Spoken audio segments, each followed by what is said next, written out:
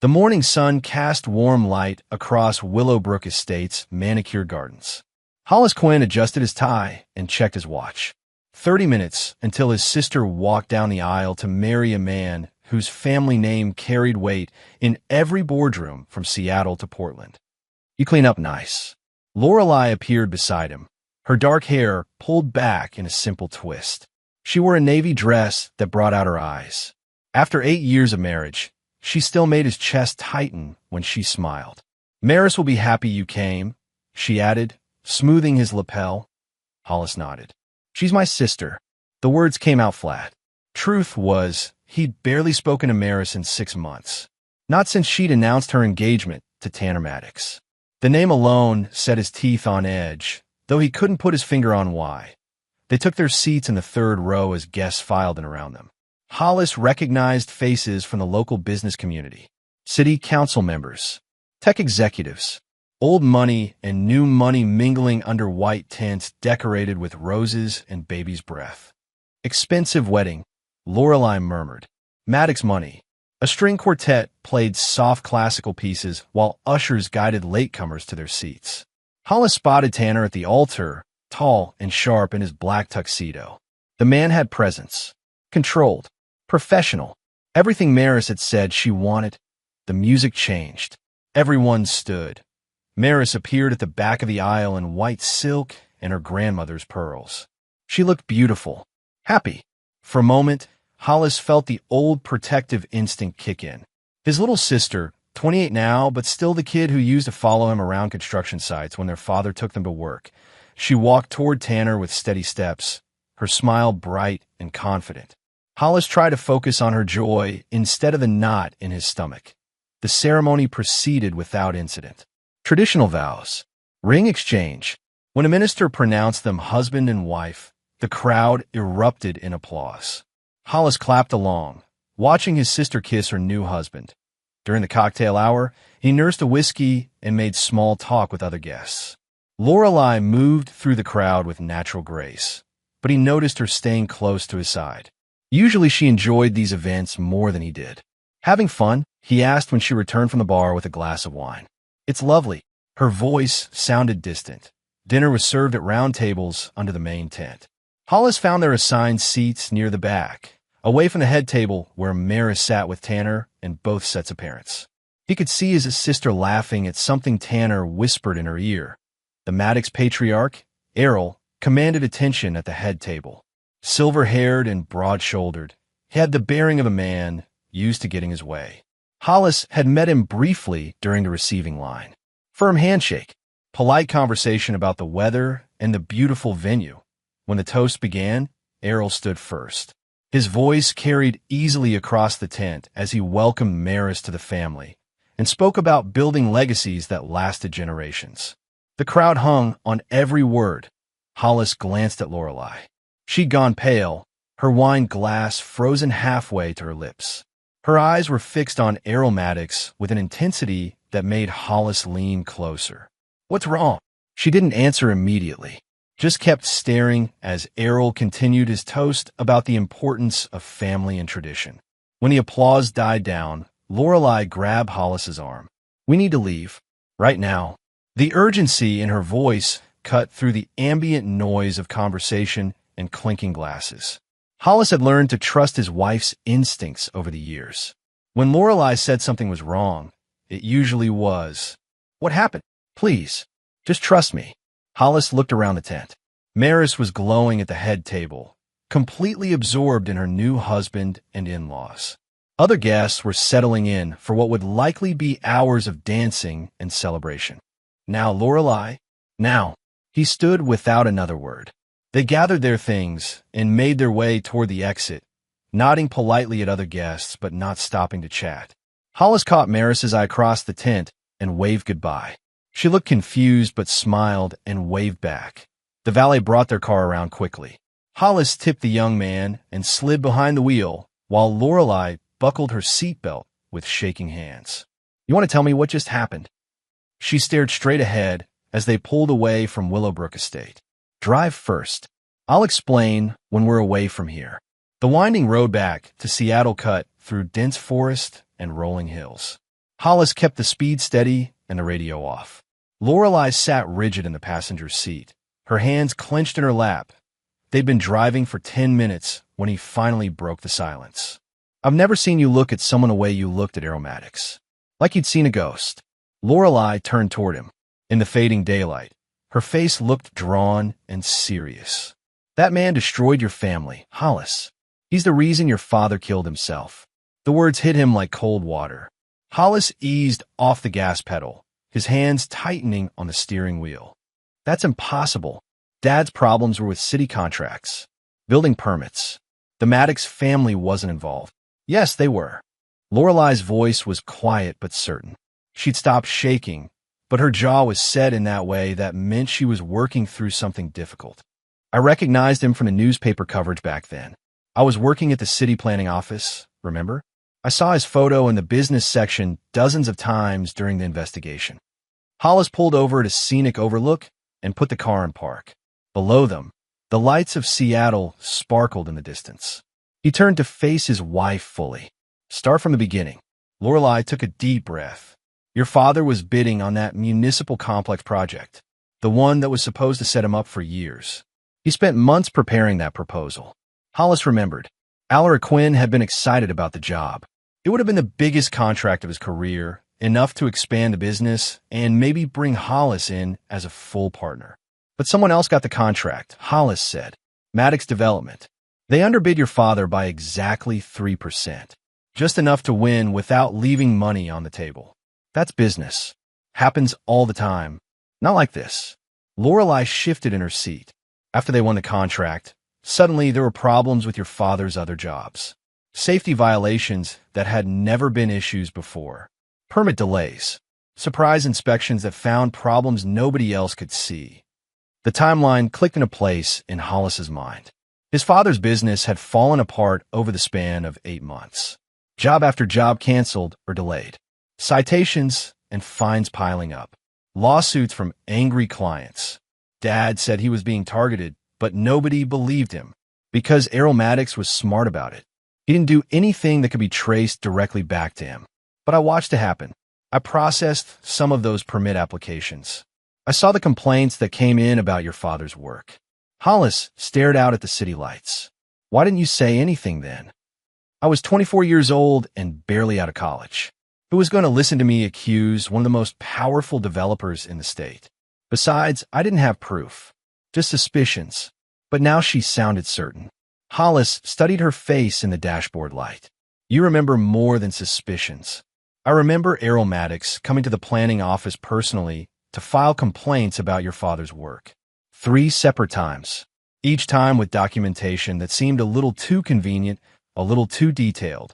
The words settled into Hollis's chest like stones. His father had insisted until the day he died that someone was sabotaging his business.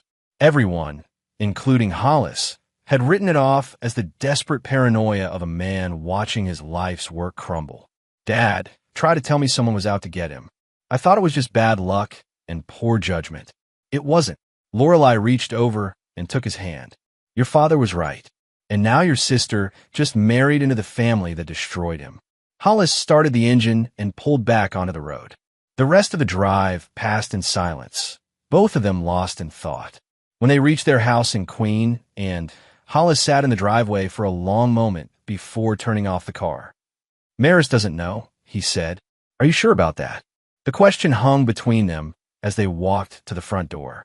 Hollis wanted to believe his sister was innocent, that she'd simply fallen in love with the wrong man. But doubt was already creeping in around the edges of his certainty. Hollis couldn't sleep that night. He lay in bed staring at the ceiling while Lorelei breathed quietly beside him. Every conversation with his father during those final months played through his mind in a new light. The paranoia hadn't been paranoia at all. WY morning, he'd made a decision. After Lorelei left for her Saturday yoga class, Hollis drove across town to the storage facility where he'd been paying rent on his father's things for the past 5 years. Unit 47B. He'd only been inside once, right after the funeral, to pack up the contents of his father's home office. The metal door rolled up with a rusty screech. Cardboard boxes lined the walls, each one labeled in his own handwriting. Tools. books, personal items, and in the back corner, a stack of boxes marked work files. Hollis pulled out the first box and opened it on the concrete floor.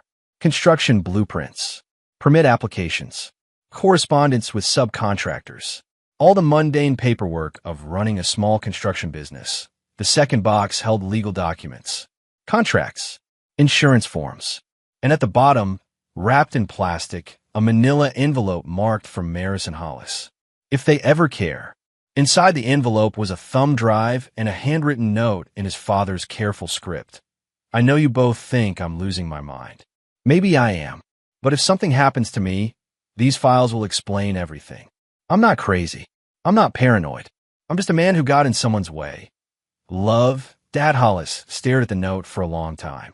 Then he gathered the thumb drive and the most recent work files and loaded everything into his truck. Back home, he plugged the thumb drive into his laptop and opened the first folder.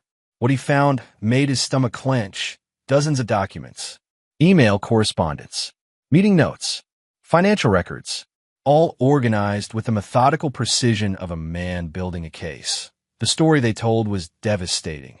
Maddox Development had systematically undermined Alaric Quinn's business through a network of corrupt inspectors, bought-off permit officials, and carefully orchestrated complaints. They'd started with the municipal complex bid, using inside information to undercut his father's proposal by exactly the right margin. When Alaric had started asking questions about the bidding process, they'd escalated. Surprise inspections that found violations where none existed. Permit delays that cost him jobs. Anonymous complaints that triggered investigations and fines. Hollis found copies of documents showing payments from Maddox Development to city officials. Vacation packages for inspectors' families. Campaign contributions that preceded favorable permit decisions. His father had been building a case, piece by piece, documenting a conspiracy that reached into multiple city departments. But the most damning evidence was a recorded phone conversation between Errol Maddox and a building inspector named David Cross. Hollis played the file through his laptop speakers. His father's voice came through clearly. "Mr. Cross, this is Alaric Quinn. I'm calling about the inspection report on the Belmont Street project. What about it? The violations you cited don't match the actual conditions on site. I have photos showing the work was completed to code." A pause. Then Cross's voice, defensive and aggressive. "Are you calling me a liar, Quinn? I'm saying there's a discrepancy. One that's cost me a $30,000 contract. Maybe you should be more careful about your work. Maybe you should be more careful about who's paying for your family's trip to Hawaii." Silence. Then Cross again, his voice lower. "You better watch yourself, Quinn. Keep pushing this and you'll find out how much trouble a contractor can get into in this city." The recording ended. Hollis sat back in his chair, his heart pounding. His father had been gathering evidence of systematic corruption, and someone had been threatening him for it. But he scrolled through more files. Bank records showing suspicious payments. Email chains discussing the Quinn problem. Meeting notes from Maddox Development Strategy sessions. And at the bottom of the final folder, a document that made his blood run cold, a background check report on Maris Quinn. Her college records, employment history, dating relationships. The report was dated 6 months before she'd met Tanner Maddox, before she'd allegedly met him. Hollis read the document twice, making sure he understood what he was seeing. Maddox Development had researched his sister thoroughly before Tanner ever approached her. They'd known about her family connections, her father's suicide, her estrangement from Hollis over their father's final months. That it hadn't been a chance meeting. It had been a calculated approach. The front door opened and Lorelei called out that she was home. Hollis quickly closed the laptop and went to meet her in the kitchen. "You look terrible," she said, setting down her yoga mat. "Did you sleep at all?" "I went to Dad's storage unit." Her expression shifted immediately. "What did you find?" Hollis told her everything. The thumb drive, the recorded conversations, the evidence of corruption and intimidation, and finally, the background check on Maris. When he finished, Lorelei was quiet for a long time. She made coffee while processing what he'd told her, moving through the familiar motions while her mind worked. "Maris knew," she said finally. "The background check doesn't prove that. They might have researched her without her knowledge." "Hollis, Lorelei turned to face him. She's not stupid. She would have figured it out. He wanted to argue, but the logic was sound. Maris had always been sharp, observant. If she'd spent months dating Tanner, getting to know his family, she would have connected the dots. The timing of her father's problems. The involvement of Maddox's development in city contracts. She chose them over Dad's memory. Or she was scared. Or she thought marrying into the family would protect her somehow. Lorelei was trying to give his sister the benefit of the doubt, but Hollis could hear the uncertainty in her voice. They both knew Maris. She wasn't someone who acted out of fear. I need to talk to her. When? Now. But when Hollis called Maris's phone, it went straight to voicemail. Of course. She was on her honeymoon in Italy, probably somewhere without cell service. The confrontation would have to wait. In the meantime, he had decisions to make. The evidence his father had gathered was explosive, but it was also 5 years old. Proving corruption was one thing. Proving that it had driven his father to suicide was another. And there was the question of what to do with the information. Going to the police seemed like the obvious choice, but his father had already tried that route. The corruption went deep into city government. Who could he trust? Hollis spent the rest of the weekend reading through every document on the thumb drive. By Sunday night, he had a clear picture of what had happened to his father and why. Now he needed to decide what he was going to do about it. 2 weeks later, Maris returned from Italy with a tan and a satisfied smile. She called Hollis on a Tuesday morning while he was reviewing blueprints for a kitchen renovation in Capitol Hill. I have pictures to show you, she said, her voice bright with honeymoon happiness. Tanner took me to this amazing little restaurant in Tuscany where they've been making the same pasta for 300 years. We need to talk. Something in his tone must have warned her.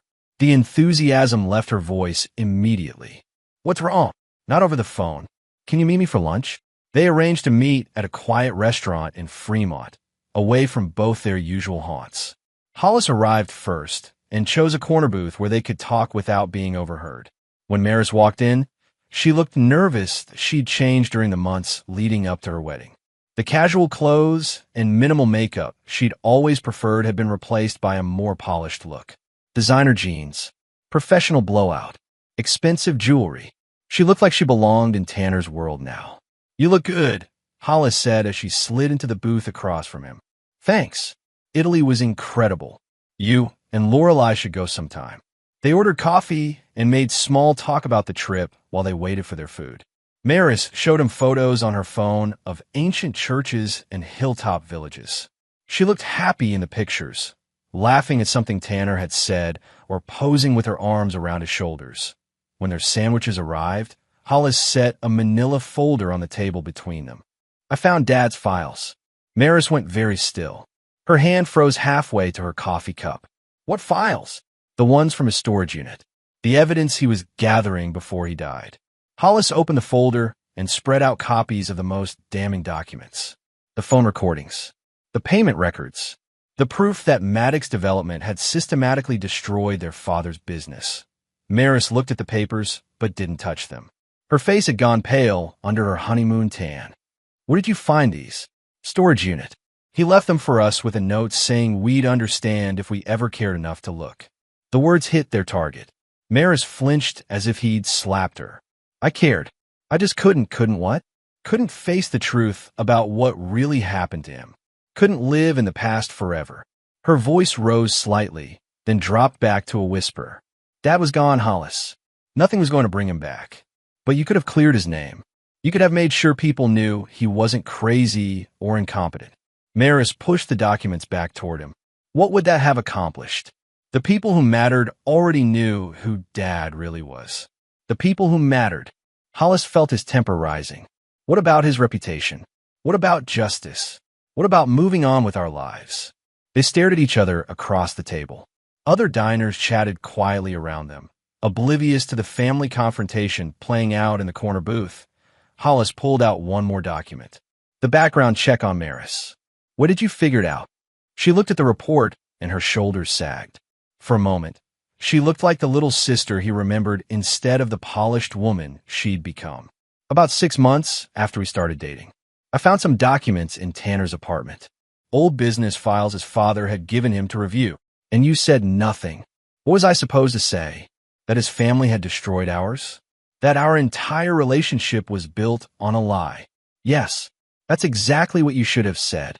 Maris shook her head. You don't understand how deep this goes, Hollis. The Maddox family doesn't just own construction companies. They own politicians, judges, police commissioners. If I tried to expose them, they would have destroyed me too. So you joined them instead. I protected myself. And you, whether you want to admit it or not. Hollis leaned back in the booth. How do you figure? Do you think it's a coincidence that your business has done so well these past 2 years? Those referrals that came out of nowhere, the permits that got fast-tracked, the inspections that went smoothly. The implication hit him like a punch to the gut. His company's recent success hadn't been entirely his own doing. Someone had been pulling strings behind the scenes. Tanner's been protecting you, Maris continued. Because you're my brother. Because I asked him to. I never asked for protection. You didn't need to. I did what I thought was best for both of us. Hollis gathered the documents and put them back in the folder. You sold out Dad's memory for money and security. I made a pragmatic choice. Something Dad never learned how to do. The words hung between them like a slap. Maris immediately looked like she regretted saying them, but it was too late to take them back. Hollis stood up and dropped a 20 on the table. I hope it was worth it. Hollis, wait, but he was already walking away. He drove home in silence, his sister's words echoing in his head. She'd made her choice years ago. Now he needed to make his. That night, he told Lorelei about the conversation. She listened without interrupting, her expression growing more troubled as he recounted Maris's admissions. She's scared, Lorelei said when he finished. She's complicit. Maybe both. Hollis pulled out his laptop and opened the files again. Dad gathered all this evidence, but died before he could use it. Someone needs to finish what he started. What are you thinking? I'm thinking the Maddox family has been getting away with corruption for years because no one was brave enough to stand up to them. Maybe it's time that changed. Lorelei studied his face in the light from the laptop screen. This isn't just about justice, is it? This is about your sister. She was right, and they both knew it. Maris had betrayed their father's memory and chosen her own comfort over truth. Hollis couldn't forgive that. Wouldn't forgive it. If she wants to be a Maddox, then she can face the consequences along with the rest of them. Finding allies proved easier than Hollis had expected. Apparently, the Maddox family had made plenty of enemies over the years. Reeve Langley responded to Hollis's email within hours. They met at a coffee shop in Ballard on a rainy Thursday morning. Langley was younger than Hollis had expected, maybe 35, with prematurely gray hair and the kind of nervous energy that came from looking over your shoulder too often. You said you had information about Maddox development, Langley said without preamble. Hollis slid a folder across the small table. My father's files. He was investigating them before he died. Langley opened the folder and scanned the first few documents. His expression grew more interested with each page. Where did you get these? He left them for me. Took me 5 years to find them. Your father was Alaric Quinn. It wasn't a question. I remember reading about his suicide in the papers. The whole construction scandal. It wasn't a scandal. It was a setup. Langley closed the folder and leaned back in his chair. I know. I was working for Maddox Development when it happened. Low-level operations manager. But I saw enough to know your father was being railroaded. Why didn't you say anything? Who was going to listen? I was nobody. Fresh out of college with a business degree and student loans. Errol Maddox was already a legend in the industry. Langley had worked for the company for 3 years before asking too many questions about irregularities in their bidding process. He'd been fired on a trumped-up charge of misappropriating company resources and blacklisted from other construction firms through what he suspected was an informal network of industry contacts. Now I do compliance consulting, he said, mostly for small firms that want to make sure they're following regulations. It's not much, but it's honest work. Hollis studied the man across from him. Langley had suffered for trying to do the right thing, but he hadn't given up entirely. There was still fight left in him. I want to finish what my father started, exposing the corruption, destroying them, the way they destroyed him. Langley was quiet for a long moment. Rain streaked the coffee shop windows, and the morning crowd was beginning to thin out. That's not going to be easy. They have more money and influence now than they did 5 years ago. Politicians in their pocket. Contracts worth hundreds of millions. You said my father was being railroaded. That means you have inside knowledge of how they operate. Some. I kept copies of documents before they fired me. Nothing as comprehensive as what your father gathered, but it might be useful. They spent the next hour going through Hollis's files while Langley filled in gaps and provided context. The picture that emerged was of a family-run empire built on intimidation, corruption, and carefully orchestrated destruction of competitors. There's someone else you should meet, Langley said as they prepared to leave. Maren Chase. She's a journalist who's been investigating the Maddox family for years. Never heard of her. She runs an independent blog called Truth and Consequences. Does deep investigative work on corporate corruption. She tried to expose the Maddox family a couple years ago and got sued into silence, but she never stopped digging.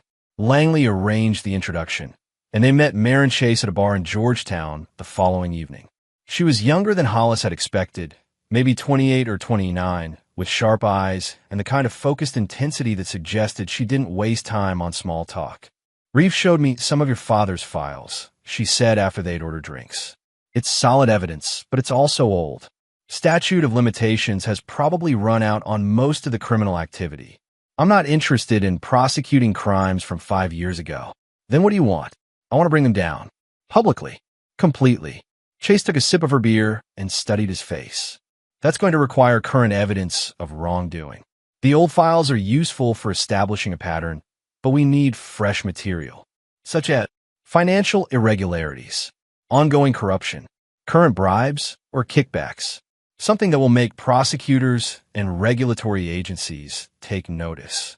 She explained that her previous investigation had focused on Maddox Development's political connections and campaign contributions.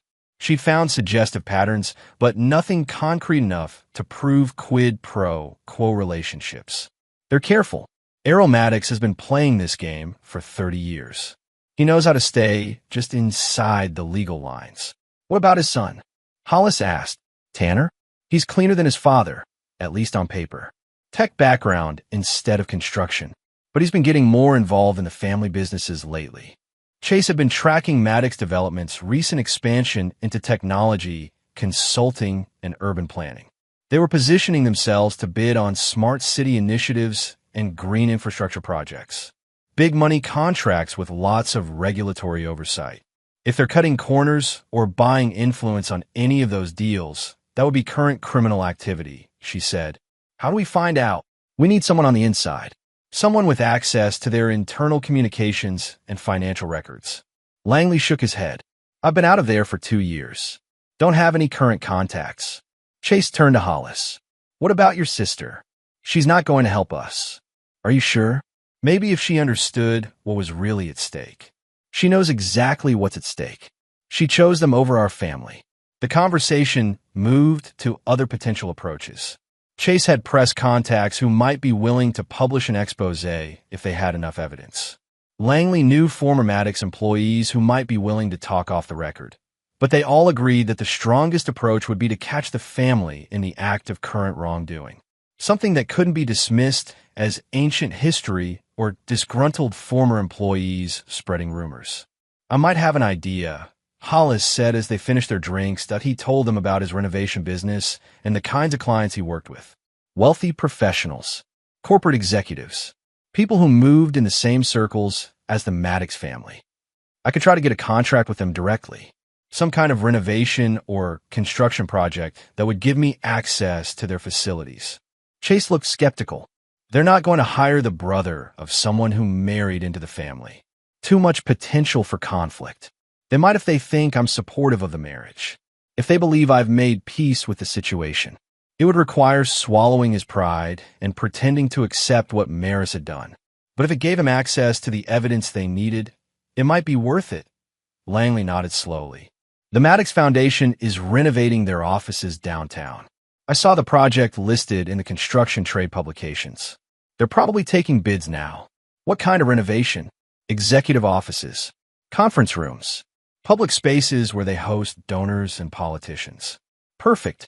Hollis could bid on the project as a high-end renovation specialist. If he got the contract, he'd have legitimate access to their facilities for weeks or months. It's risky, Chase warned. If they figure out what you're really doing, they'll destroy you the same way they destroyed your father. Then we better make sure they don't figure it out. They agreed to work together. Chase would continue her research from a journalism side, while Langley provided technical expertise about the construction industry. Hollis would try to get inside access through a renovation contract. As they left the bar, Chase grabbed his arm. I want you to understand something. These people have ruined lives and destroyed careers. If we're going to take them on, we need to be prepared for them to fight back. Hard. Hollis thought about his father's final months. The paranoia that hadn't been paranoia. The slow destruction of everything he'd worked to build. Let them fight. This time they're not dealing with someone who's going to roll over and die. Getting the Maddox Foundation contract required a performance that made Hollis's skin crawl. He reached out to Tanner directly, playing the role of the supportive brother-in-law who wanted to contribute to the family's philanthropic efforts. I know things were tense before the wedding, he said during their phone conversation. But Maris is happy, and that's what matters to me. I'd like to help with the foundation renovation, if possible. Tanner's response was cautious but interested. Your reputation in the industry is solid. I've heard good things about your work. Of course he had, because Tanner had been protecting Hollis's business interests for the past 2 years, smoothing the way for permits and referrals. The knowledge made Hollis's teeth clench, but he kept his voice neutral. I specialize in high-end renovations for professional spaces. The kind of work that makes a statement about an organization's values and mission. They arranged a meeting at the foundation offices the following week. Hollis spent the weekend preparing his proposal, including detailed plans for modernizing the space while preserving its historical character. He emphasized sustainability, accessibility, and the kind of elegant design touches that would impress wealthy donors. The Maddox Foundation occupied 2 floors of a renovated warehouse in Pioneer Square. The current offices were functional but dated, with worn carpeting and fluorescent lighting that made everything look slightly gray. Tanner met in the lobby, looking every inch the successful tech executive in his tailored suit and expensive watch. He was polite but formal, treating Hollis like a contractor rather than family. The foundation has been in this space for 8 years, Tanner explained as they toured the offices. We've outgrown the layout, and the aesthetic doesn't reflect our current mission. Hollis took notes and measurements while they walked through conference rooms and executive offices. He spotted several opportunities to install hidden cameras during the renovation process. Electrical outlets that would need to be updated. Light fixtures that would require ceiling access. They ended the tour in Errol Maddox's corner office. The patriarch was on a conference call, but he waved them in and pointed to chairs while he finished his conversation. Hollis sat quietly and listened to Errol discuss permit timelines and contractor schedules with someone on the other end of the line. When the call ended, Errol stood and shook Hollis's hand with the same firm grip he remembered from the wedding. Tanner tells me you're interested in our renovation project. I'd be honored to contribute to the foundation's mission. What do you know about our mission? It was a test, and they both knew it. Hollis had researched the foundation thoroughly, memorizing their stated goals and recent initiatives, supporting sustainable development and economic opportunity in underserved communities. You focus on green building techniques and job training programs for young people. Errol smiled. Very good. And what would you bring to this project? Hollis launched into his pitch, emphasizing his experience with LEED certification and his commitment to using local suppliers and workers. He showed them renderings of other projects he'd completed, highlighting the kinds of details that would appeal to their donor base. Impressive work, Errol said when Hollis finished his presentation. Tanner, what do you think? The proposal is solid. His references check out, and having family involved sends a positive message about our values. Errol nodded. I agree. Mr. Quinn, the job is yours if you want it. They shook hands again, and Hollis felt a surge of dark satisfaction. The same man who had destroyed his father was now welcoming him into the heart of his operation. There is one condition, Errol added. We'll need you to sign a comprehensive non-disclosure agreement. The foundation handles sensitive information, and we require absolute discretion from all contractors. Of course, the NDA was extensive, covering everything from client lists to financial information to internal communications. Hollis signed without hesitation, knowing it would actually work in his favor. If he was caught gathering evidence, he could claim he was simply documenting the quality of his work. Construction began the following Monday. Hollis brought in a small crew of trusted workers, including 2 who had agreed to help with the real mission. Installing hidden cameras in executive offices, copying files left on desks during lunch breaks, documenting conversations that took place near their work areas. The Maddox Foundation staff treated them with polite indifference, the way wealthy people often treated service workers.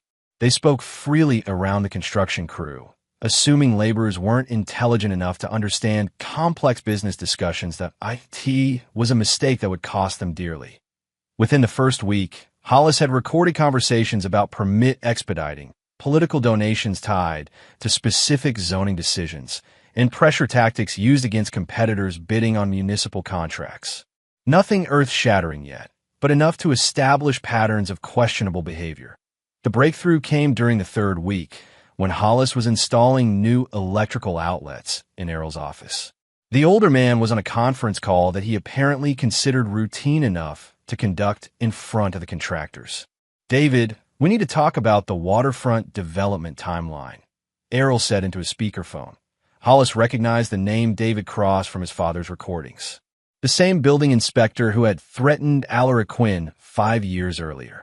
"The permits are moving through the normal channels," Cross replied. "Should have final approval within 60 days. That's not fast enough. We have investors getting nervous about the delays. I can't just approve permits that don't meet requirements." Errol's voice hardened. "We've been generous with your family over the years, David. Remember that trip to Maui last Christmas?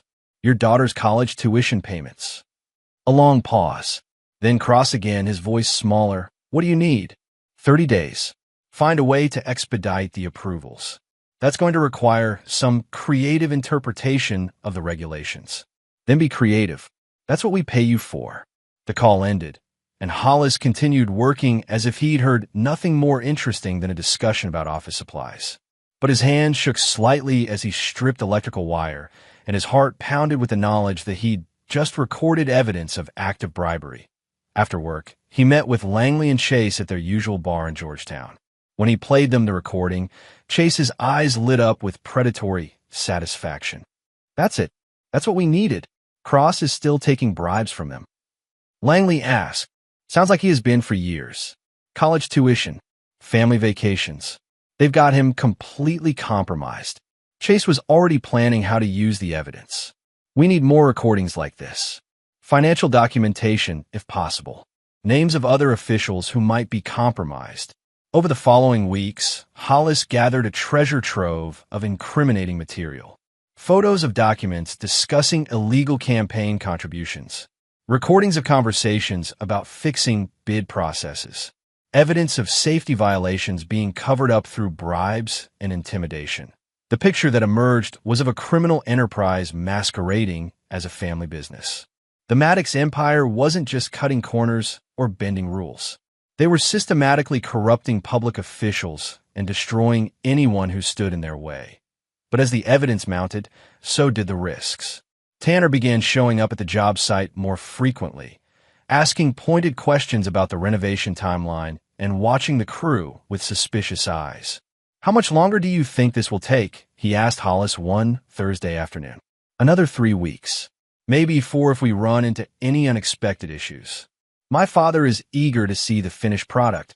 He's been very impressed with your work." There was something in Tanner's tone that made Hollis look up from the electrical panel he was installing. The younger Maddox was studying him with sharp, calculating eyes. "I appreciate his confidence. It's an honor to work on such an important project. Yes, the Foundation's work is very important to our family. We take threats to that work very seriously." The message was clear. They were watching him.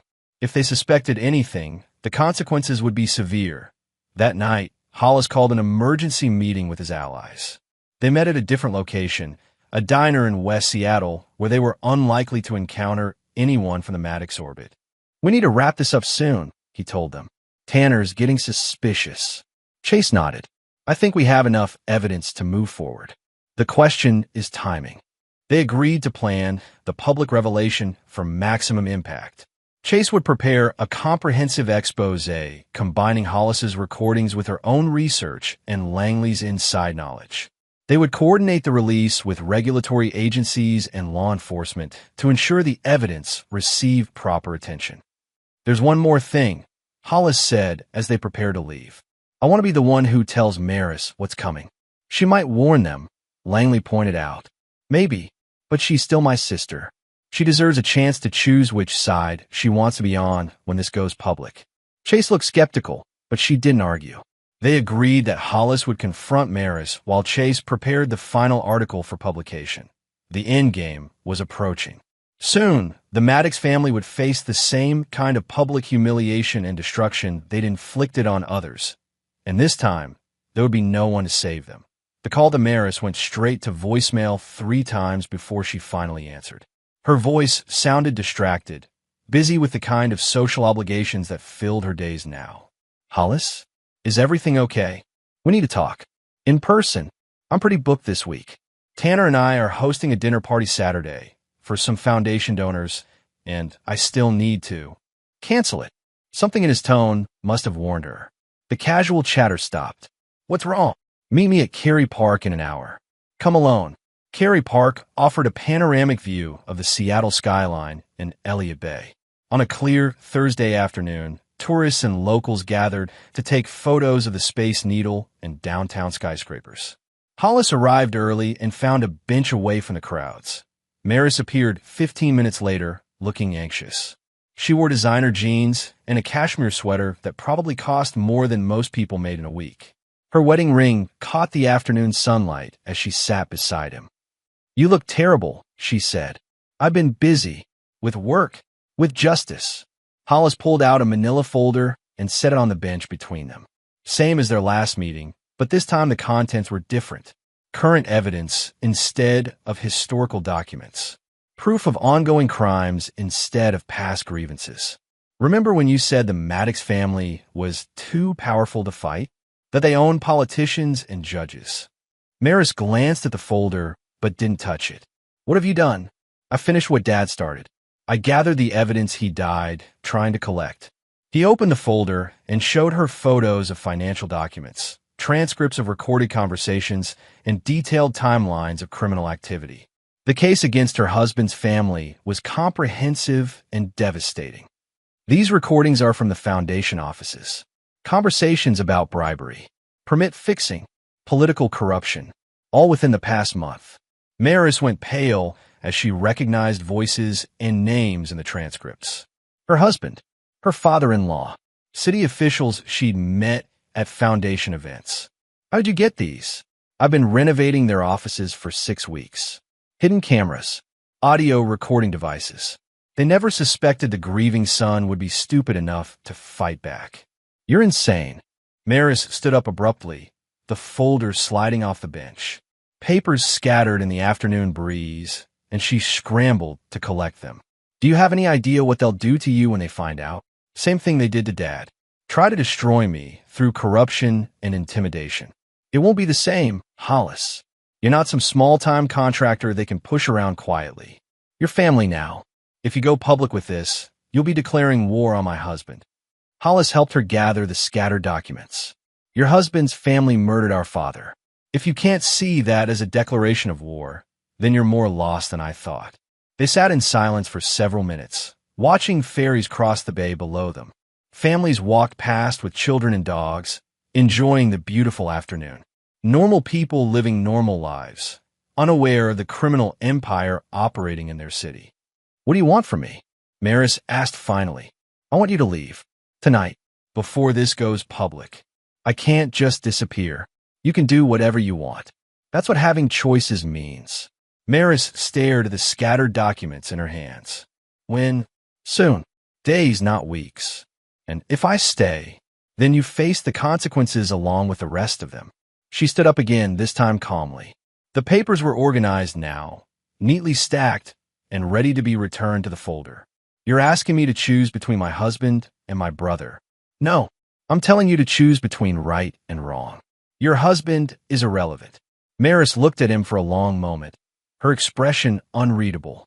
Then she handed him the folder and walked away without another word.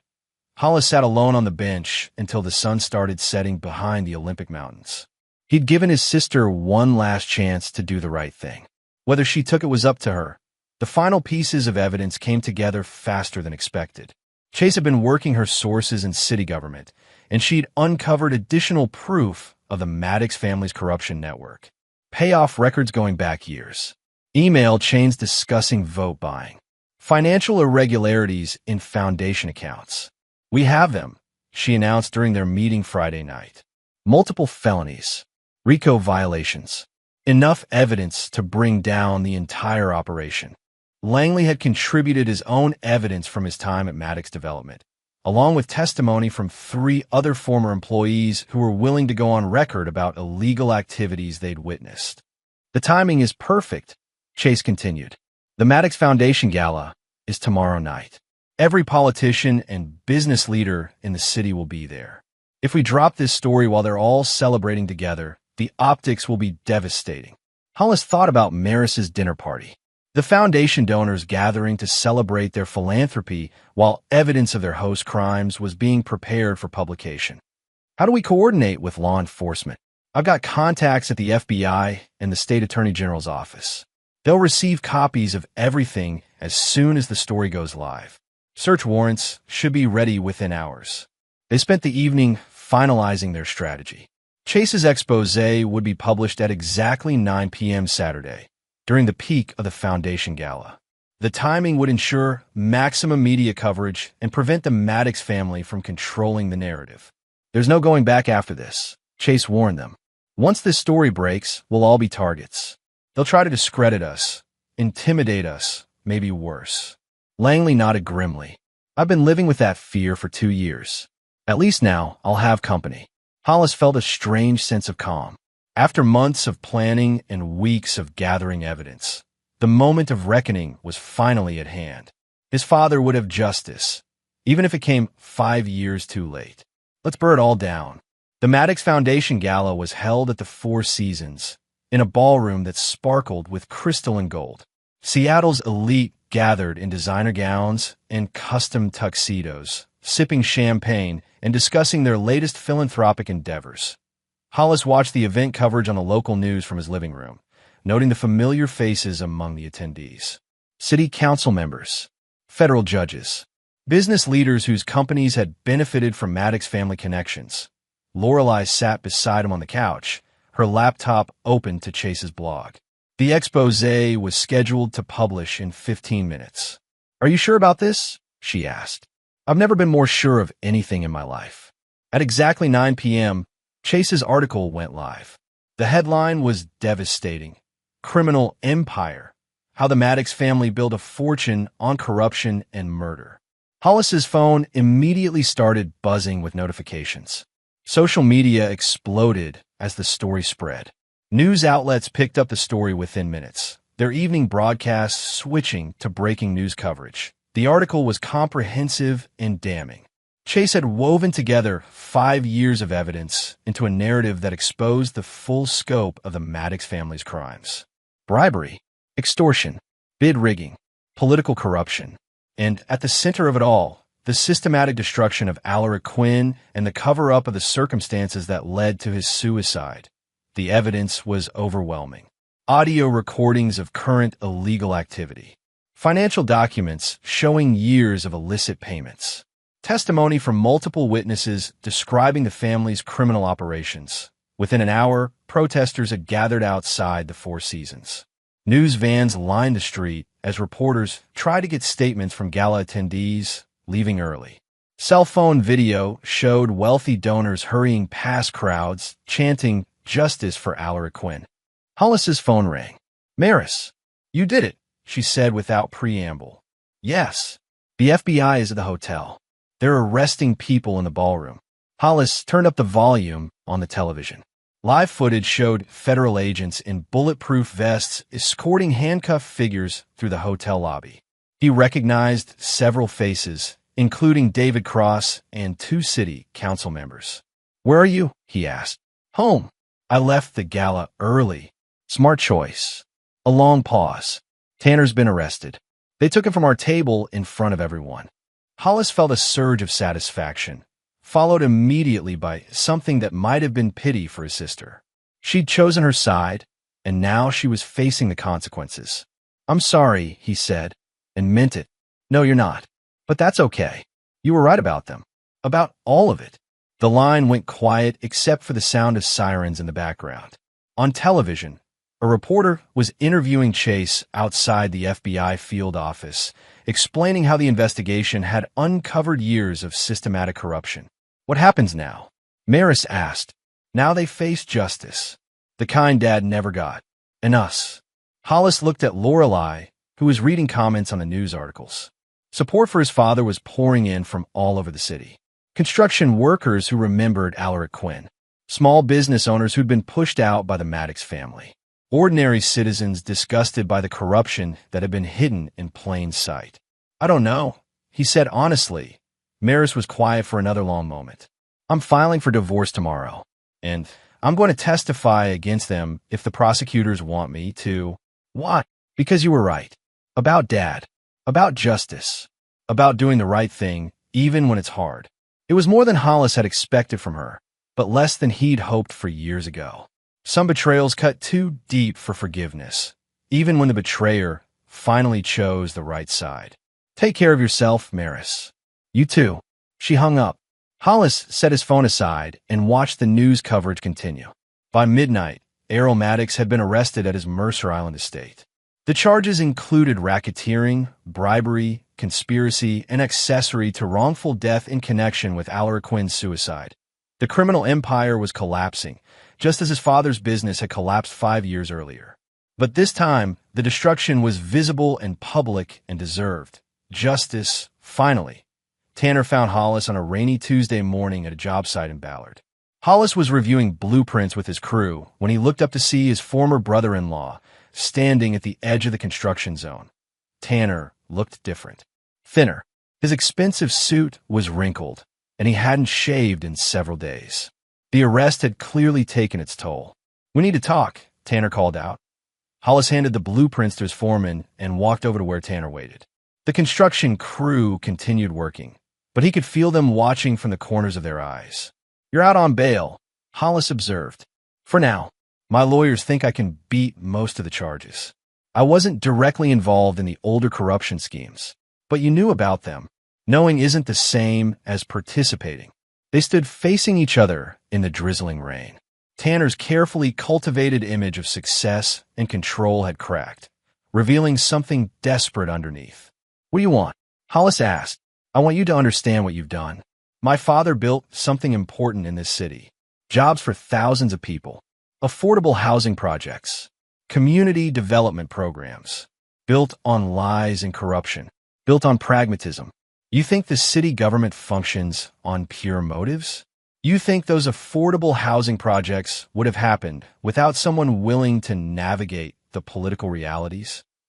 Hollis felt his temper rising. "My father tried to navigate those same realities honestly. Your family destroyed him for it. Your father was naive. He thought the world operated on merit and fair dealing. The real world requires compromise. The real world requires justice." Tanner stepped closer, his voice dropping to a whisper.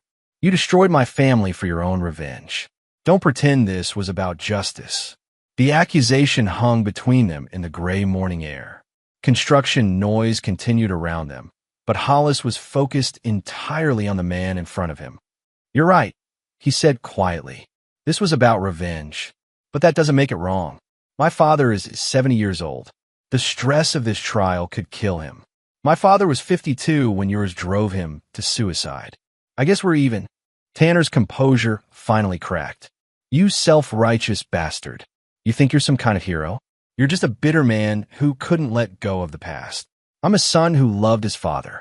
Something you'll never understand. I love my father too. And you destroyed him." "No," Hollis said firmly. "I turned on the lights.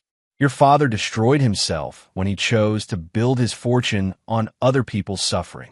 Tanner stared at him for a long moment, rain dripping from his hair. Then he turned and walked away without another word. Hollis watched him go, feeling something that might have been pity. Tanner wasn't entirely wrong. This had been about revenge as much as justice. But sometimes revenge and justice were the same thing. The trials dominated Seattle news for months. Errol Maddox was convicted on multiple counts of racketeering, bribery, and conspiracy. He received a 25-year sentence that would effectively be a life term for a man his age. Tanner plea bargained down to lesser charges in exchange for testifying against his father. He received 5 years in federal prison and agreed to forfeit most of his assets to pay restitution to victims of the family's crimes. David Cross and several other city officials were convicted of corruption charges. The city government underwent a major overhaul of its permitting and inspection processes. Maris testified for the prosecution as promised. Her divorce was finalized 6 months after Tanner's conviction. She left Seattle entirely, moving to Portland, where she started over with a new name and a job teaching elementary school. Chase won a Pulitzer Prize for her expose. The investigation sparked similar corruption probes in other cities, revealing a network of illegal activity that stretched across the Pacific Northwest. Langley started his own construction company, specializing in honest, transparent business practices. His first major contract was a municipal project that had been rebid after the Maddox corruption was exposed 0.6 months after the verdicts. Hollis stood in front of a new building rising in the Georgetown district. The construction site buzzed with activity as workers installed windows and finished exterior cladding. The sign at the entrance read, Alaric Quinn Resource Center for Independent Contractors. The center would provide support services for small construction companies, legal advice, financial counseling, job training programs, everything his father had needed but couldn't afford during his final desperate months. Lorelei joined him at the construction fence, bringing coffee and sandwiches for the crew. She'd been instrumental in organizing the nonprofit that would run the center, using her connections from her time at the city planning office. The dedication ceremony is next week, she said, handing him a steaming cup. The mayor wants to speak. He can speak, but this isn't about politics. What's it about? Hollis watched a crew of young workers learning proper safety procedures from experienced foremen.